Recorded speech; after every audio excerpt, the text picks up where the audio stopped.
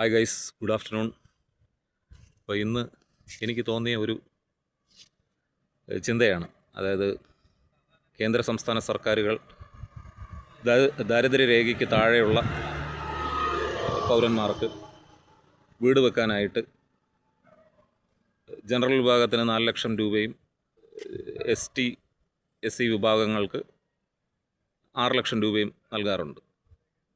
ഇങ്ങനെ ചെയ്യുന്നതിന് പകരം, കാരണം ദാരിദ്ര്യരേഖയ്ക്ക് താഴെയാണ്, ഇങ്ങനെ ഇപ്പോൾ 4 ലക്ഷം രൂപ കൊണ്ടോ 6 ലക്ഷം രൂപ കൊണ്ടോ ഇന്നത്തെ കാലത്ത് ഒരു വീട് പൂർത്തിയാക്കാൻ സാധിക്കില്ല.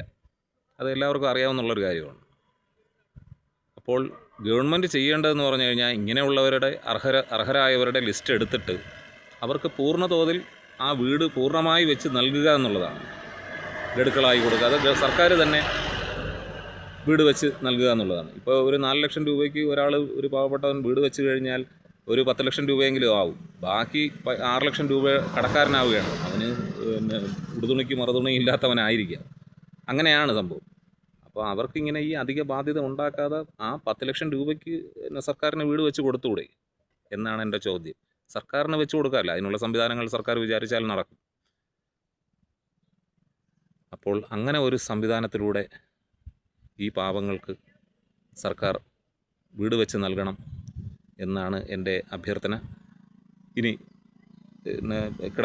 വസ്തു ഇല്ലാത്തവർക്ക്, അത് ഭൂമി ഇല്ലാത്തവർക്ക് ഭൂമിയും വീടും, ഭൂമി വാങ്ങി വീട് വെച്ച് കൊടുക്കുന്ന ഒരു സംവിധാനം ചെയ്യണം എന്നാണ്. സൗജന്യമായി തന്നെ ചെയ്യണം. അവരെ വിട്ട് അത് ചെയ്യിപ്പിക്കാതെ സർക്കാർ പൂർണ്ണമായും വീട് വെക്കാനുള്ള പണം നൽകി അത് നിർമ്മിച്ച് നൽകണം എന്നാണ് ഞാൻ ഉദ്ദേശിക്കുന്നത്. ഓക്കെ, എൻ്റെ ഈ അഭിപ്രായത്തോട് യോജിക്കുന്നവർ ലൈക്ക് ചെയ്യുക, ഷെയർ ചെയ്യുക, സബ്സ്ക്രൈബ് ചെയ്യുക. ബൈ.